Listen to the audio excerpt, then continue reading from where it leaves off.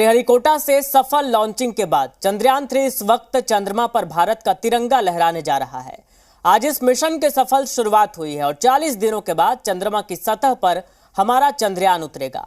करीब 54 साल पहले चंद्रमा पर पहली बार इंसान ने कदम रखा था, पर इतने सालों के बाद भी मून के कई ऐसे सीक्रेट हैं जिसका जवाब अभी तक हमें नहीं मिला है और चंद्रयान-3 की मदद से चांद के कई सीक्रेट्स सामने आ सकते हैं।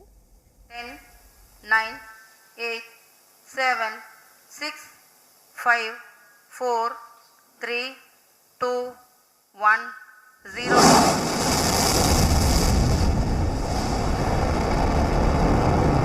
LVM-3 के उत्थापन के साथ ही हमारे अंतरिक्ष यान चंद्रयान-3 की चंद्रमा की यात्रा प्रारंभ हो चुकी है। भारत की शान चंद्रयान-3 चांद फतह के लिए निकल चुका है। आंध्र प्रदेश के श्रीहरिकोटा का यह नजारा आज हर भारतीय को गर्व से भर देगा। दोपहर 2:35 पर इसरो का बाहुबली रॉकेट चंद्रयान को लेकर अंतरिक्ष की ओर बढ़ गया। लॉन्चिंग के 16 मिनट बाद चंद्रयान को रॉकेट ने ऑर्बिट में प्लेस कर दिया। अब अगले कुछ दिनों तक धरती के चक्कर लगाने के बाद चंद्रयान-3 चांद की ओर बढ़ेगा। सफलतापूर्वक अंतक्षेपित कर दिया गया है इलिप्टिकल पार्किंग ऑर्बिट पर और बस 40 दिन बाद चांद हमारा होगा। Chandrayaan-3 has started its journey towards moon.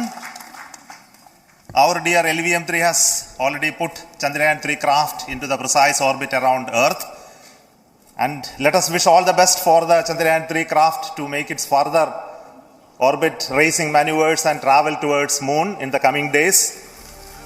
2019 में चंद्रयान-2 का अधूरा सपना 2023 में पूरा होने जा रहा है। ये इसरो के वैज्ञानिकों की मेहनत और लगन का ही नतीजा है कि 4 साल बाद हम फिर से चांद के अपने अधूरे मिशन को पूरा करने के लिए निकल चुके हैं। चंद्रयान-3 को कम से कम समय में कम से कम लागत के अंदर तैयार कर देना, और यही वजह थी कि भारत ने महज 600 करोड़ यानी दुनिया के अगर वैश्विक पैरामीटर्स को देखा जाए, उन पैमानों को देखा जाए तो उसके मुकाबले भारत ने बेहद किफायती दाम के अंदर चांद तक अपने हौसलों को भेजने के लिए चंद्रयान-3 को तैयार कर लिया। महज 4 साल का समय ये भारत के वैज्ञानिकों का हौसला ही था, उनका अटूट विश्वास ही था, जिसकी बदौलत भारत ने इस मिशन को तैयार किया। कुल मिलाकर भारत का तीसरा मून मिशन शानदार तरीके से शुरू हो चुका है, लेकिन लॉन्चिंग से पहले श्रीहरिकोटा के सतीश धवन स्पेस सेंटर में एक खामोशी थी।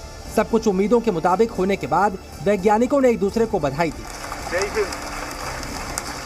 The launch has also added a feather in the cap of LVM-3 rocket.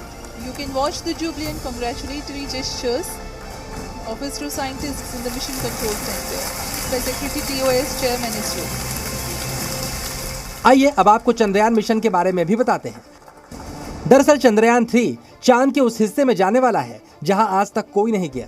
इस हिस्से को लूनर साउथ पोल कहते हैं। यहां पानी और दूसरी चीजों के होने के काफी चांस है। चंद्रयान-3 लूनर साउथ पोल पर पानी और खनिज की तलाश करेगा। इसके साथ उस क्षेत्र में मौजूद मिट्टी और धूल का भी परीक्षण होगा। पिछली बार की कमियों से सीखकर इस बार चंद्रयान-3 में कई बदलाव भी किए गए हैं। इस बार इसरो ने चंद्रयान में लगभग 21 बदलाव किए हैं।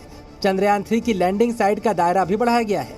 इसके साथ ही वैकल्पिक लैंडिंग की व्यवस्था भी की गई है। चंद्रयान-3 में चंद्रयान-2 के मुकाबले ईंधन की मात्रा भी ज्यादा होगी। इतने सारे बदलाव चंद्रयान-3 की सफलता की पूरी गारंटी माने जा रहे हैं। अब लॉन्चिंग के बाद देश के हर कोने से इसरो को बधाइयां मिल रही हैं। चंद्रयान-3 ने भारत की अंतरिक्ष यात्रा में एक नया अध्याय लिखा। ये हर भारतीय के सपनों और महत्वाकांक्षाओं को ऊपर उठाते हुए ऊंची उड़ान भरता है। ये महत्वपूर्ण उपलब्धि हमारे वैज्ञानिकों के अथक समर्पण का प्रमाण है। मैं उनकी भावना और प्रतिभा को सलाम करता हूँ। इन बधाइयों के बीच इसरो अभी भी अपने मिशन में लगा हुआ है। लॉन्चिंग के बाद अब असली टेस्ट 23 अगस्त को होगा, जब चंद्रयान चांद पर सॉफ्ट लैंडिंग के लिए उतरेगा। लेकिन इसरो की तैयारी को देखते हुए देश पूरी तरह आश्वस्त है कि 40 दिन बाद चांद हमारा होगा।